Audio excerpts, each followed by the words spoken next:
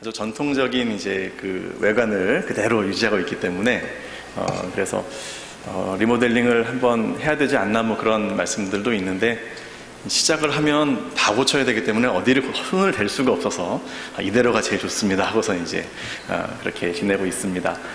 제가 거성교회 왔었을 때 기억이 잠깐 나는데 뭐 다른 부분도 있지만은 조금 놀랬었습니다. 왜냐하면은 이제 교회 바깥쪽에 여기 그 도로가 있잖아요. 교회 벽면하고 도로. 근데 그 벽면을 따라서 누가 이렇게 소금을 쫙 뿌려놨더라고요. 그래서 왜 여기다가 소금을 놨을까 하는데 막 이제 물어보니까 어떤 좀 그런 어떤 의미가 있다 뭐 이제 이런 이야기를 들어서 와, 참 쉽지 않은 영적인 전쟁을 하고 계시는구나 이런 생각이 들었습니다. 여러분 존경합니다. 그 영적인 싸움에서 날마다 이기시고 또 주의 복음을 전하시는 줄로 믿습니다. 오늘 주의 말씀을 증거하고 이것을 통해서 또 귀한 헌신의 기회가 될 수 있기를 간절히 소망합니다. 우리는 늘 선택을 하며 살아갑니다. 오늘은 무슨 색 옷을 입을까? 오늘 아침에 나오실 때 고민하지 않으셨습니까? 점심 메뉴는 뭐로 먹을까? 점심 때마다 그런 사소한 고민들을 하게 되는데요. 그런 소소한 고민들은 그렇게 뭐 결과에 따라서 큰 차이가 나지 않기 때문에 크게 부담되지 않고 그렇게 결정을 할 수 있을 겁니다. 하지만 이거보다는 아주 큰 어떤 무게를 지니는 결정들도 있죠. 아주 큰 투자를 하신다든지 또는 또 여러분이 자녀가 결혼을 해서 이제 배우자를 선택할 때 과연 이 사윗감을 또 이 며느리감을 그대로 밀어줘도 되는가, 이런 고민들을 하실 때 참 쉽지 않은 결정이다라는 생각을 하실 겁니다. 선택에는 이유가 있습니다. 결혼정보업체 듀오에서 전국 미혼 남녀 25세부터 39세까지 1000명을 대상으로 해서 설문조사를 했어요. 죄송합니다. 이제 모니터를 조금만 낮춰주시면 좋겠습니다. 배우자를 선택하는 데 있어서 무엇이 중요합니까? 라는 그런 질문이었습니다. 그랬을 때 남자와 여자가 조금 달랐어요. 근데 첫 번째 대답은 남녀가 같았습니다. 그게 뭐냐면 성격이었어요. 배우자에게 있어서 성격이 제일 중요합니다. 저랑 좀 맞아야 됩니다. 이제 그런 이유였던 것 같아요. 자, 근데 성격을 제외하고는 남녀가 좀 달라집니다. 남성은요, 1위가 성격이고, 그 다음이 외모, 세 번째가 가치관, 이렇게 되고요. 여성은 1위가 성격, 그 다음이 경제력, 그리고 가정환경, 아주 현실적인 그런 이유들을 꼽더라고요. 제가 그걸 보면서 나는 어떻게 결혼을 했을까 제 생각을 해봤어요. 사실 제가 전도사 때 결혼을 했는데 신학생하고 결혼을 하겠다라고 나서는 제 마음에 드는 분들은 거의 없더라고요. 그래서 이제 계속 결혼이 뒤로 미뤄지다가 지금 결혼을 했는데 그래서 아마도 저희 아내가 제가 성격이 좋다고 착각하지 않았을까 그런 생각을 혼자 해봤습니다. 누군가 잘 이해되지 않는 선택을 하게 될 때 우리는 그 이유가 궁금해집니다. 왜 저 선택을 했지? 왜 그 길을 걸어갈까? 라는 그런 질문을 하게 되죠. 김남준 목사님이 쓰신 자네 정말 그 길을 가려나? 라는 책이 있습니다. 이 책은 신학도들을 위해서 쓴 책입니다. 이제 막 목회의 길로 접어들고 신학교에 들어갔을 때 왜 그 길을 가느냐, 그 사명감을 다시 한번 돌아보고 확실하게 그 길을 갈 수 있는 그런 마음의 다짐을 하도록 하는 그런 나름의 이 필독서인데요. 그 책 제목을 생각하면서 이런 질문이 떠올랐습니다.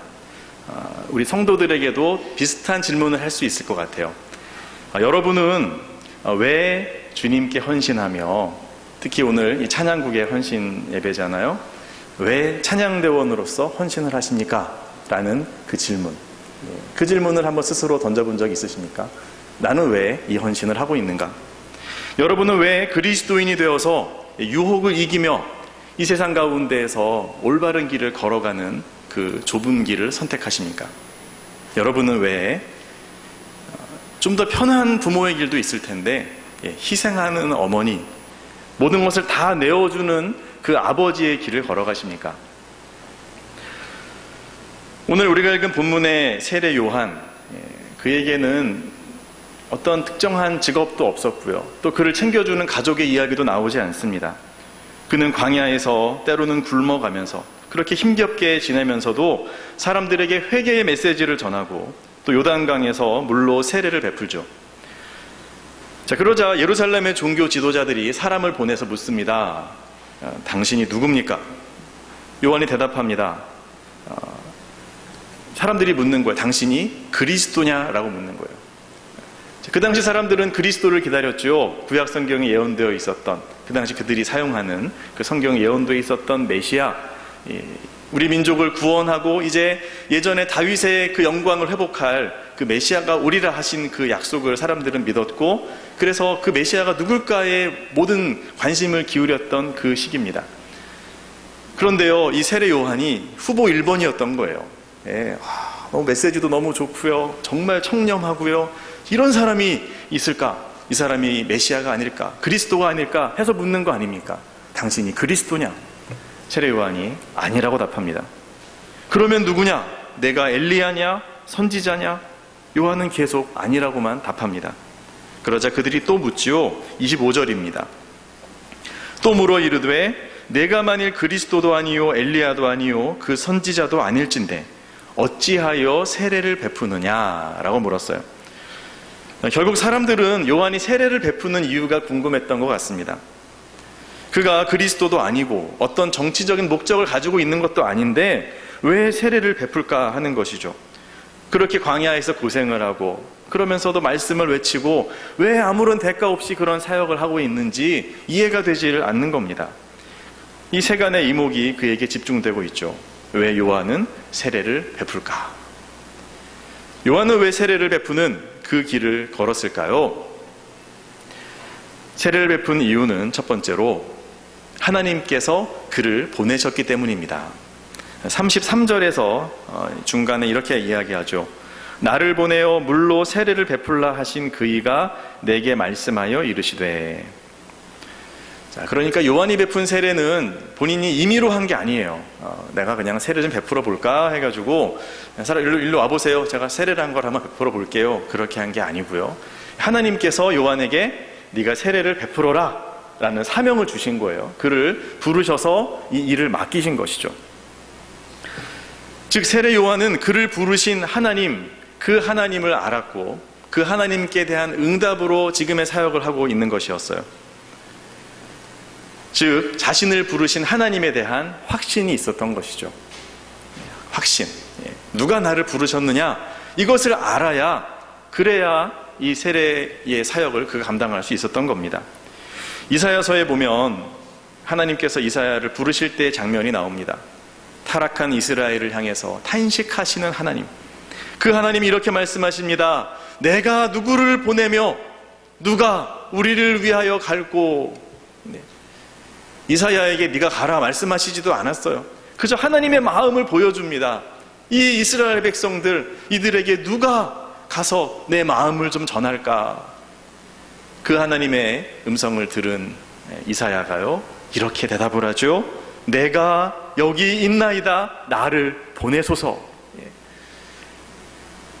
이사야는 하나님의 부르심을 깨닫습니다. 하나님의 마음을 압니다.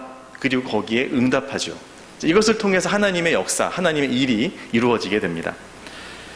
여러분, 우리에게도 이와 같은 확신이 있어야 됩니다. 하나님이 나에게 말씀하셨고 나에게 부르심을 허락하셨다. 나를 부르셨다라고 하는 확신 말이에요. 여러분, 하나님이 여러분을 부르셨음을 믿으십니까? 우리 찬양대원들, 하나님께서 여러분을 찬양대원으로 부르셨다고 믿으십니까? 네. 우리 모두는 하나님이 우리를 부르셨다는 확신이 있어야 돼요. 왜냐하면 우리는 교회의 일원이기 때문입니다. 교회, 에클레시아. 이 에클레시아라고 하는 말 자체가 그것을 의미하고 있습니다. 에크, 밖으로라는 뜻이고요. 그리고 칼레오, 콜, 부르다는 거예요. 우리를요 바깥으로 불러내는 거예요. 죄의 이 늪에서, 죽음의 이 도시에서 우리를 하나님이 부르셔서 바깥으로 이끌어내셔서 하나님께로 인도해 주셨다. 이 고백이 이 에클레시아의 고백입니다. 원래 이 에클레시아라고 하는 이 말은 이 아테네 시민들의 이 대표들이 모인 총회를 의미합니다. 어떤 중요한 회의가 있을 때 어떤 문제를 결정하기 위해서 대표들을 이렇게 뽑아서 불러 모읍니다. 그리고 그들이 어떤 결정을 하기 위해서 회의를 하죠. 자, 그런데 이 교회를 표현하기 위해서 이 에클레시아라고 하는 단어를 사용했다는 거예요. 왜 그랬을까요? 하나님께서 우리를 그렇게 부르셔서 하나님의 교회, 공동체가 되게 하셨다라고 하는 이것을 표현하기 위해서 이 단어를 쓴 겁니다. 그렇다면 교회, 즉 하나님의 그리스도의 몸이 된 이 교회의 일원인 여러분, 하나님께서 여러분 한 분 한 분을 그렇게 예수 그리스도의 십자가의 은혜로 선택하시고 부르셔서 그리스도의 몸 된 교회가 되게 하셨음을 여러분 믿으시기를 바랍니다. 우리 모두는 근본적으로 기본적으로 하나님의 부름을 받아서 교회가 됐고 구원받은 하나님의 백성들이 되었습니다. 이와 같은 주님의 부르심은 결코 우연이 아니에요. 여러분 한 분 한 분을 미리 하나님이 만세 이전부터, 사도 바울이 그렇게 고백하잖아요. 나를 태초 이전부터 선택하시고 택정하셔서 그래서 내가 지금 여기에 있게 하셨다. 여러분, 이 교회에 여러분이 등록을 하고 또 함께 예배하는 이 모든 공동체를 이룬 것도 결코 우연이 아닌 거예요. 여러분이 그냥 한번 와보고 싶어서 와서 이 교회 일원이 된 게 아니에요. 하나님의 관점에서 보면요, 하나님이 여러분을 택하시고 부르셨다. 즉 여러분이 지금 이 자리에 앉아있는 것이, 또 이 봉사를 하고 계시는 것이 결코 우연이 아니라 주님의 부르심이 있었기 때문이다 라고 확신하셔도 좋습니다. 옆에 있는 분들에게 이렇게 서로 인사하시길 바랍니다. 하나님이 우리를 부르셨습니다. 또 이렇게 인사해 볼까요? 우리의 만남은 우연이 아닙니다. 네, 다른 교회 가지 마시고 하나님이 부르신 이 모임에 뿌리를 굳게 내리시기를 바랍니다. 자, 이렇게 하나님이 우리를 부르셨는데요, 이 부르심, 이것을 다른 말로 말하면 소명이라고 말합니다. 우리를 부르신다. 부를 소자죠. 자, 이 소명, 이제 콜링입니다. 영어로 말하면. 이 콜링을 우리가 받았어요. 이 소명을 받은 사람들은 그 다음에 무엇으로 이어지냐 하면 사명으로 이어집니다. 사명. 사명은요, 영어로 미션이에요. 즉 보내심을 받아서 어떤 역할을 맡아서 그 역할을 수행하기 위해 그렇게 보내짐을 받는 것을 우리는 사명이라고 말하죠. 이 사명은요, 사명 이전에 뭐가 있어야 되냐면 소명이 있어야 돼요. 그렇잖아요. 시키지도 않았는데 마음대로 일을 하면 되겠어요. 먼저는 불러서, 그래서 그 일을 맡기고 그러면 가서 그 일을 하는 것이죠. 그러니까 우리가 교회에서 봉사를 하고 또 어떤 직책을 맡고 어떤 섬김을 하기 전에 그것보다 먼저 우리에게 확신이 있어야 되는 것은 이 소명, 부르심이에요. 하나님이 나를 부르셨고 그래서 내가 여기 있기 때문에, 그래서 내가 하나님의 보내심으로 응답하며 보내심을 따라 나아갑니다 라는 고백이죠. 부르심은 보내심으로 이어집니다. 자, 요한을 부르신 하나님, 그분이 이 요한을 세례를 베푸는 자리로 보내셨어요. 자, 나를 부르신 분을 확신할 때 요한은 여기에 보내심에 응답할 수 있었던 거죠. 요한을 부르신 하나님께서 우리를 부르셔서 이 교회 공동체를 섬기도록 보내셨습니다. 그리고 우리를 하나님 부르셔서 우리의 가정, 우리의 일터에서 하나님의 나라를 이루도록 보내셨다라고 하는 이 믿음이 우리에게 필요합니다. 여러분, 여러분의 가정 그냥 어쩌다가 이루어진 게 아니에요. 하나님이 여러분을 부르셔서 그 가정으로 보내신 거예요. 내가 어쩌다가 저 사람을 만나가지고 이 고생을 하나, 그러시면 안 돼요. 하나님이 다 계획 속에서 여러분을 보내셨다라고 하는 이 사명의 의식을 가지고 우리의 가정을 바라보고 또 우리가 속한 공동체, 또 여러분이 속한 그 사회, 그곳을 바라보아야 하는 겁니다. 왜냐하면 하나님이 그냥 여러분을 보내신 것이 아니라 하나님의 특별한 계획하심, 그리고 그 하나님이 바라보시는 그 관점 속에서의 아주 최고의 아름다움으로 여러분을 계획하셔서 보내셨기 때문이에요. 시편 16편 6절에선 이렇게 고백합니다. 내게 줄로 재어준 구역은 아름다운 곳에 있으며 나의 기업이 실로 아름답도다 그랬어요. 내게 줄로 재어준 구역, 하나님이 딱 줄로 재서 그래, 여기는 너의 가정이야, 여기는 너를 보낸 교회야, 너를 보낸 이 공동체야 라고 이렇게 보내셨던 그 구역 말이에요. 그 지경, 그 구역이 아름다운 곳에 있대요. 너무 아름답대요. 그래서 나의 기업이 실로 아름답도다 그랬어요. 이 기업이라는 말은요, 이 한자가 뭐 중소기업 할 때 그 기업이 아니고요. 이 기업은 영어로 헤리티지예요. 유산. 하나님의 것인데 내게 물려주시는 것. 유업이라고 번역할 수도 있겠죠. 하나님이 내게 주신 유업, 맡겨주시고 물려주신 이 구역이 너무 아름답습니다. 라고 하는 고백입니다. 여러분, 여러분의 가정이 아름다운 줄 믿으시기 바랍니다. 여러분이 속한 여러분의 여전도의 남선교회, 여러분의 우리 교회는 뭐라고 부르나요? 마을이라고 부르나요? 셀? 소그룹. 여러분이 속한 소그룹. 마음에 드지 않는 분들이 계실 수도 있어요. 그러나 믿음으로 가장 아름답습니다. 라고 고백할 수 있기를 바랍니다. 분명히 그렇게 말씀하시잖아요. 내게 줄로 재어준 구역은 아름다운 곳에 있으며 나의 기업이 실로 아름답도다. 하나님이 그 아름다운 그 공동체로 준비해서 나를 거기로 보내셨단 말이에요. 글쎄요, 가보니까 그렇게 아름답지 않던데요. 좀 부족함이 있던데요. 물론 그럴 수 있어요. 그러나 하나님은 지금 눈에 보이는 그 모습 말고요, 그 안에 진짜 아름다움을 보고 계시는 거예요. 남자와 여자가 결혼해서 만났어요. 서로 사랑해서 결혼을 했어요. 그런데 실제로 살아보니까요, 내가 그 전에 알던 것보다 이분이 더 귀한 분인 거예요. 그 안에 정말 다이아몬드보다 더 아름다운 그 귀함이 있다라고 하는 것을 발견한다면 얼마나 그 결혼 생활이 기쁘고 즐겁겠어요. 지금 그 이야기를 하는 거예요. 그 속에 보화가 묻혀 있다면, 알래스카를 팔았어요. 쓸데없는 땅인 줄 알고 봤더니 그 안에 어마어마한 석유가 묻혀 있어요. 알았더라면 팔았겠습니까? 그 가치를 알라는 거예요. 하나님이 우리를 부르셔서 보내셨음을 내가 믿는다면 나를 보내신 이 구역, 이 부서, 이 공동체 안에 아직 내가 발견하지 못한 아름다움이 있다라는 것을 우리가 믿음으로 봐야 됩니다. 그리고 찾아야 돼요. 그렇게 보면요, 보이기 시작해요. 아, 이런 아름다움이 있었네. 야, 이런 좋은 것이 있었네. 여러분 그런 적 없으세요? 여러분이 별로 불필요한 것 같아가지고 어떤 물건을 그냥 이거 중고로 팔아야 되겠다 하고 딱 내놨는데요, 이걸 사겠다는 사람들이 막 줄을 섰어요. 막 그러면 어떻게 돼요? 갑자기 생각이 바뀌죠. 이게 좋은 물건이었나? 내가 너무 싸게 내놓은 거 아니야? 여러분이 지금 가볍게 여기는 그 어떤 부분에 진정한 가치가 있다라는 것을 성경은 말씀하십니다. 자, 이것을 발견하게 돼요. 무엇을 가지면요? 하나님이 나를 부르셨다. 나를 부르신 분이 하나님이시고 여기로 보내셨다라는 것을 내가 믿는다면 그 아름다움을 찾게 됩니다. 자, 그 다음에요, 또 무엇을 보게 되냐면, 아직 있지만 아름다움이 분명히 그 안에 있는데 아직 드러나지 않은 아름다움이 있다는 것을 알게 돼요. 잠재력이죠.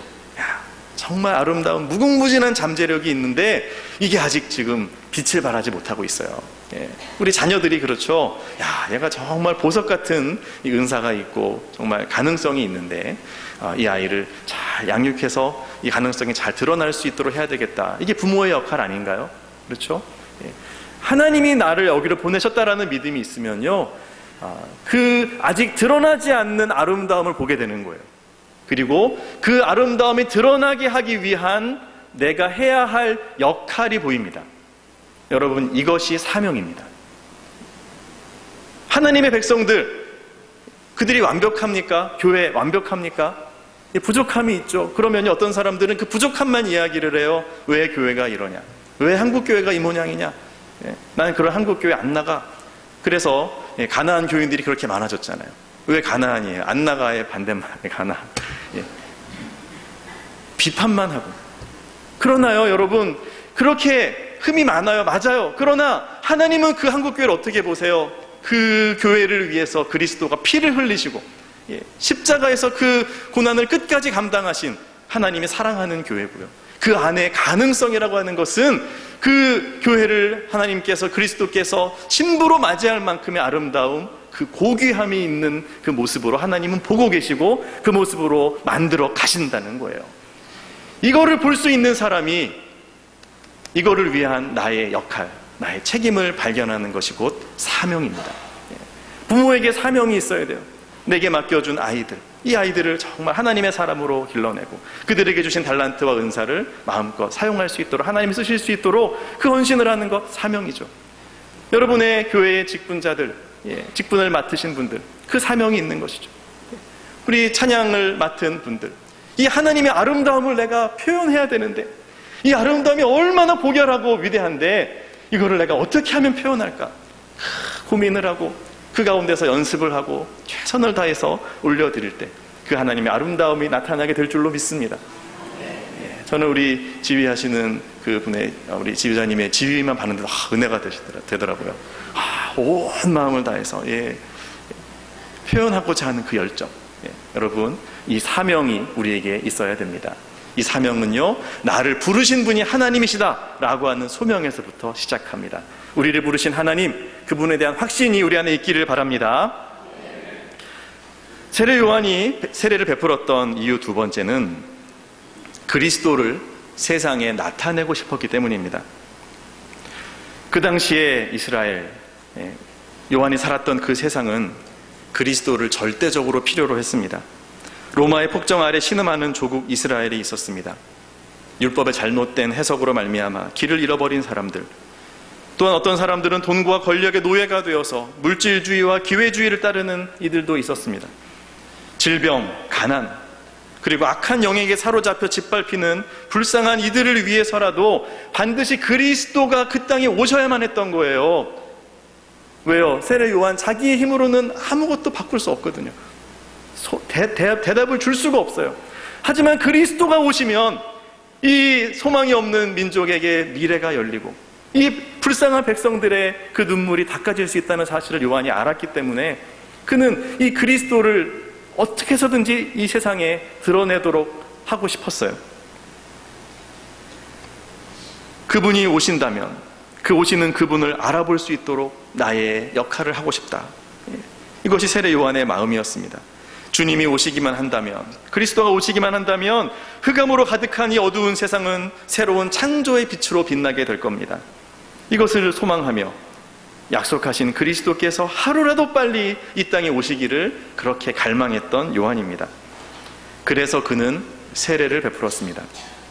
피곤한 몸에 힘에 겨워도, 사람들의 의혹의 눈초리가 커져가도 멈출 수가 없었습니다. 나에게 당장 먹을 것이 없고 나의 미래가 보장되지 않아도 포기하지 않았습니다. 오직 그리스도를 세상에 나타내고 싶었기 때문이죠. 자, 그러한 요한을 보면서 그래도 우리에게 아직 남는 의문이 있습니다.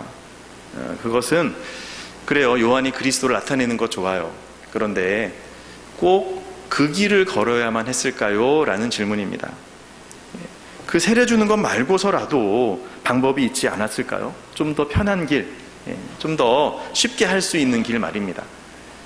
아니, 세례를 베푼다 할지라도 세례를 베풀면서도 조금 더 좀 쉽게 선택할 수 있는 방법도 있었을 거예요.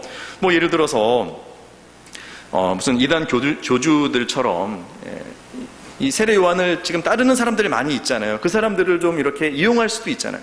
야, 나한테 좀 뭘 좀 많이 가져와, 나를 좀 섬겨, 뭐 이렇게 그들을 조정할 수도 있고요. 그리고 또 그 따르는 사람들 가운데서도 정말 이렇게 눈여겨볼 만한 우수한 제자들이 있잖아요. 아주 탁월한. 그러면 이제 나중에 진짜로 그 그리스도가 나타나시면, 그러면 다른 사람은 이제 가라고 해도 그래도 나를, 내 노후를 좀 책임져 줄 만큼 나를 끝까지 내 오른팔이 돼서 나를 도와줄 그 제자들은 좀 내 곁에 남아 있어라, 이렇게 하고 싶은 마음을 가지지 않았을까요? 그러면 저분이 그리스도라고 말을 하면서도 자기 제자들한테는 저분이 그리스도야, 자 가자, 이렇게 할 수도 있었잖아요. 그런데 요한은 그러질 않았어요. 보라, 세상 죄를 지고 가는 하나님의 어린 양이로다.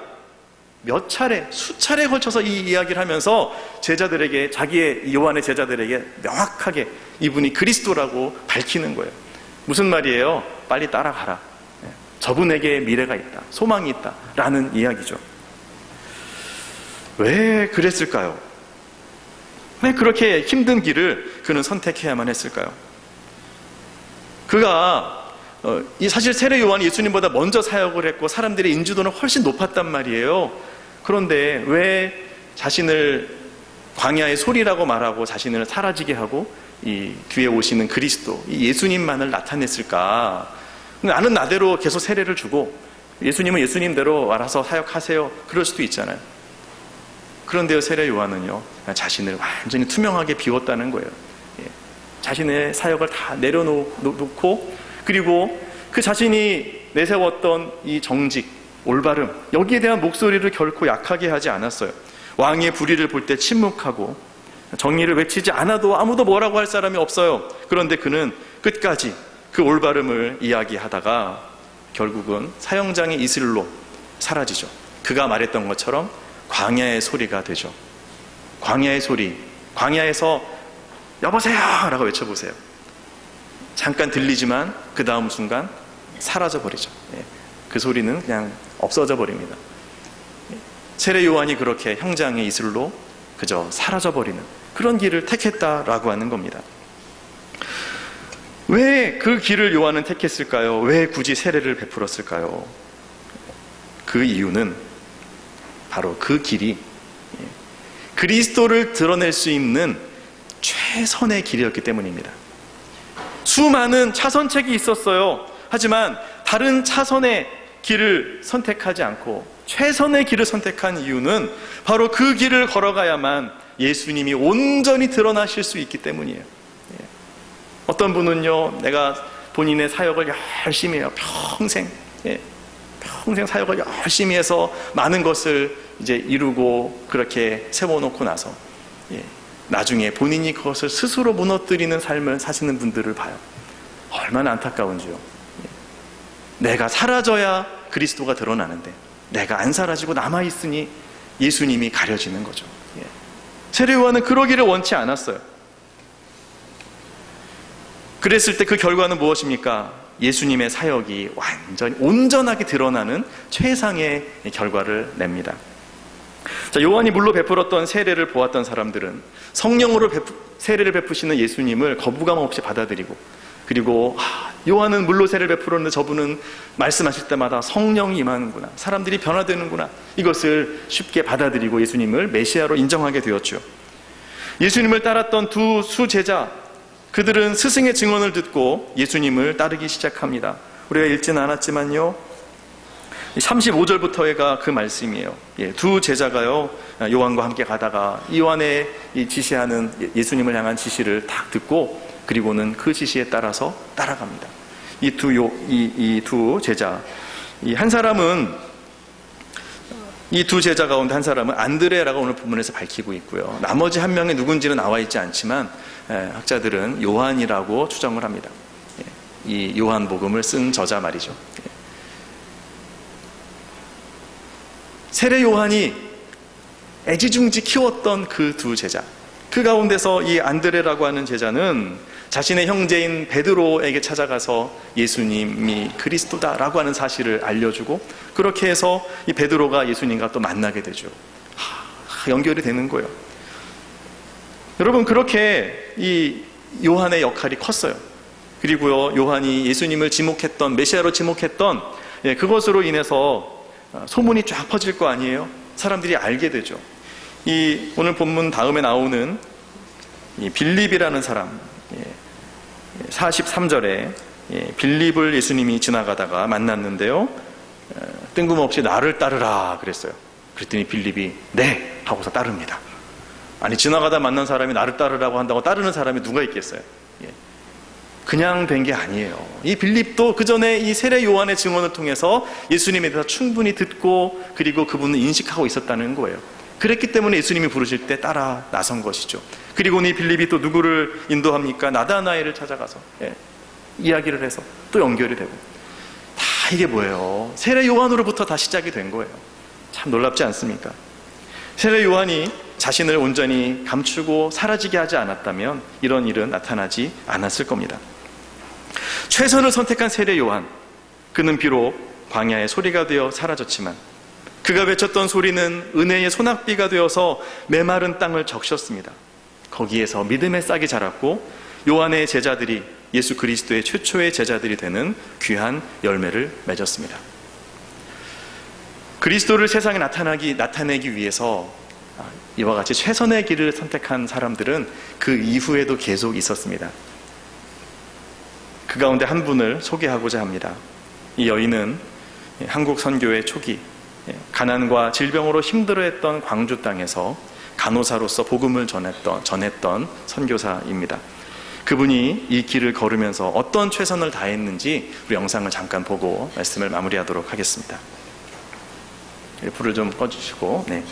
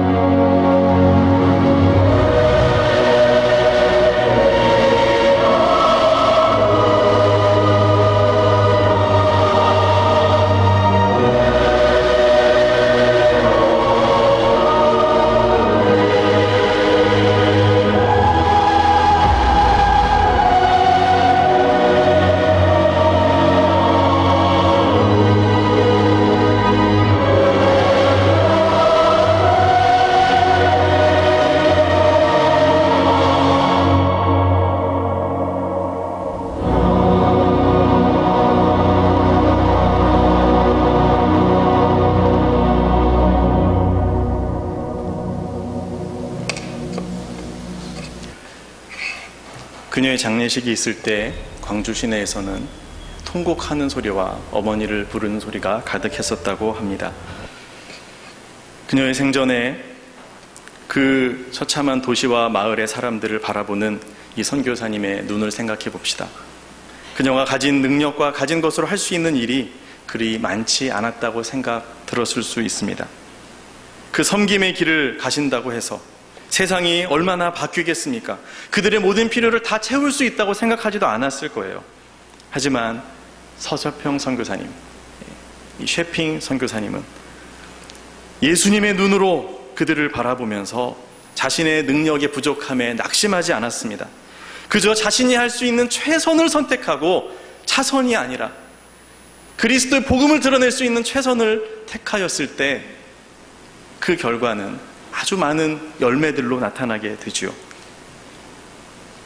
그 최선으로 인하여 애양원이 세워져서 그 한센병 환자들을 향한 사랑이 시작되었고, 조선 간호협회가 설립되고 신학교가 세워지고 공창제가 폐지되는 목소리를 높일 수 있었습니다.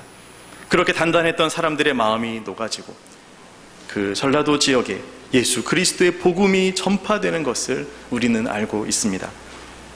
여러분, 지금 우리가 이 나라를 위해서, 또 우리의 이 사회와 공동체를 위해서, 우리 교회를 위해서 할 수 있는 일이 그리 많지 않을 수도 있습니다. 그렇게 크지 않을 수도 있습니다. 하지만 우리가 그리스도를 드러내기 위한 차선이 아니라 최선을 선택할 때, 그게 뭔지는 우리가 더 잘 알겠죠. 그것을 선택할 때 그리스도가 나타나고 많은 열매가 맺어지게 될 겁니다. 한 알의 밀이 땅에 떨어져 죽지 아니하면 한 알 그대로 있고 죽으면 많은 열매를 맺느니라. 예수님의 말씀입니다. 예수님은 이 말씀대로 십자가의 길을 걸어가셨죠. 사랑하는 여러분, 우리가 할 수 있는 일이 많지 않지만 우리는 무엇보다도 이 땅에 기도의 눈물을 뿌릴 수 있고 사랑을 실천할 수 있고, 그리고 예수 그리스도의 복음을 전할 수 있습니다. 세례 요한처럼 우리도 그리스도를 이 땅에 나타내기 위해 우리의 최선을 선택하고 결단하는 우리가 될 수 있기를 원합니다. 이제 처음의 질문을 다시 한번 해보기를 원합니다. 여러분은 왜 주님을 섬김에 맡으신 그 봉사로, 그 찬양으로 주님을 높이기를 원하십니까? 여러분은 왜 유혹을 이기며 주님을 따르는 그리스도의 길을, 그리스도인의 길을 걸어가십니까? 여러분은 왜 희생하는 어머니로서, 다 내어주는 아버지로서의 그 삶을 선택하십니까? 성도 여러분, 우리가 걸어가서 우리의 최선으로 그 길을 걸어가게 될 때 우리는 그 길에서 하나님의 최선을 만나게 됩니다. 하나님의 최선은 무엇입니까? 나 같은 죄인을 사랑하셔서 그 아들 예수 그리스도를 온전히 내어주신 하나님의 선택, 그것은 하나님이 하실 수 있었던 최선의 선택이 아닙니까? 그 하나님의 복음을 드러내고자 우리의 최선을 선택할 때, 우리의 최선과 하나님의 최선이 만나게 될 때 우리는 그 길의 끝에서 영광의 주님을 만나게 되고, 그리고 그 주님이 우리는 사라지고 드러나게 할 수 있는 그 사명을 감당하게 될 것입니다. 주님을 배울 그때까지 한 알의 밀이 되어 최선의 길을 걸어가는 우리 모든 찬양국 대원들과 또 모든 성도들이 되시기를 우리 주 예수 그리스도의 이름으로 축복합니다. 우리 함께 잠깐 찬양하고 기도하는 시간을 가져도 될까요? 네, 그렇게 하면 좋겠습니다.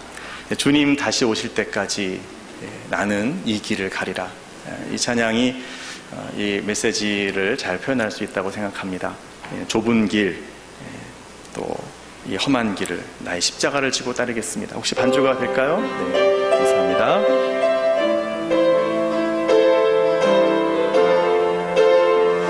우리 주님 앞에서 각자의 고백으로 찬양했으면 좋겠습니다. 주님 다시 오실 때까지 나는 이 길을 가리라.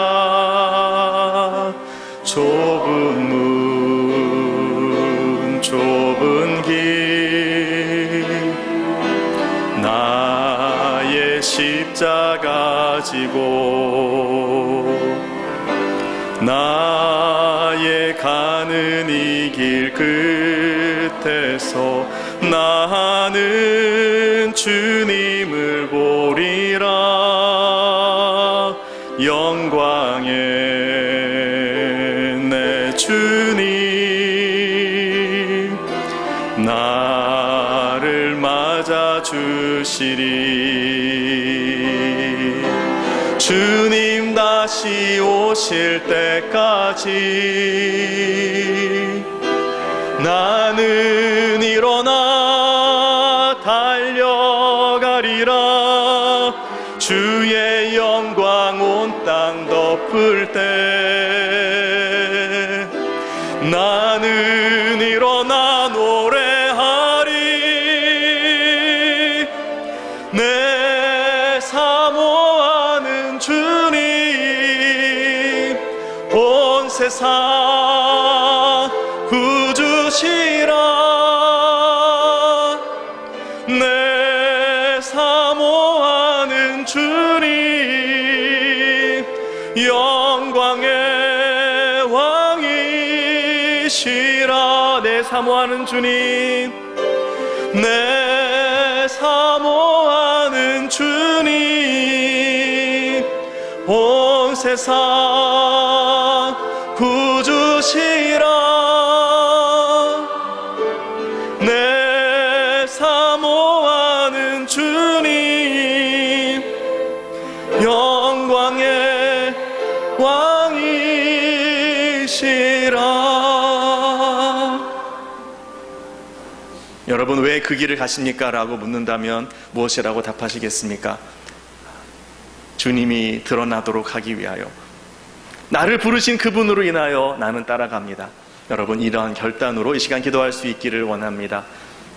내가 왜 이 봉사를 하고 내가 왜 이 자리를 포기하지 않고 끝까지 이 십자가를 지고 가는지에 대한 그 당위성, 그 이유, 그 사명의 분명한 확신이 우리 안에 있을 때 우리는 주님이 나를 부르실 그때까지 결단코 쓰러지지 아니하고 앞으로 전진하게 될 줄로 믿습니다. 그러한 결단을 하며 또 그러한 헌신을 하며 함께 기도할 수 있기를 원합니다. 기도합니다. 하나님 아버지, 우리를 왜 부르셨습니까? 나를 왜 이곳으로 보내셨습니까? 여기서 내가 무엇을 하기를 주님 원하십니까? 이렇게 부족하고 연약하여 내가 아무리 노력한다 할지라도 내가 할 수 있는 한계가 있고 그곳에서 어떠한 열매를 내가 거둘 수 있겠습니까? 그러나 나는 알고 있습니다. 주님, 제가 내게 맡겨주신 사명을 감당할 때에 이 길의 끝에서 그리스도가 드러나며 주님이 오실 때 저들의 눈에서 눈물이 닦아지고 저들의 소망 없는 그 눈빛이 하나님을 향하여 고정될 수 있음을 나는 믿습니다. 하나님, 내게 맡겨주신 이 사명을 감당하고 나를 부르신 주님을 확신하며 그리스도가 드러나게 하기 위한 차선이 아니라 최선을 선택하며 나아갈 때에 나는 사라지고 광야의 소리가 될지언정 오직 미랄 되신 그 예수 그리스도의 드러남이 이 땅에 아름답게 열매맺게 될 줄로 믿습니다. 주여, 세례 요한과 같은 헌신, 그 믿음이 내게 있게 하여 주시옵소서. 하나님 아버지, 주님이 우리를 부르셨기에 주님께 나아가며 반응하여 그렇게 이 사명의 길로 선택하며 나아갑니다. 주님이 오셔야만 소망이 있기에 내가 최선을 선택하여 나를 비우고 주님이 드러나시도록 이 길을 걸어갑니다. 그렇게 헌신하는 우리 찬양국의 모든 대원들과 또 헌신하는 우리 모든 성도들에게 그 길의 끝에서 그리스도를 만나는 역사가 있게 하시고 내가 아닌 그리스도가 드러남으로 이 땅에 소망의 그 빛이 가득할 수 있도록 인도하여 주옵소서. 예수님 이름으로 기도하옵나이다. 아멘.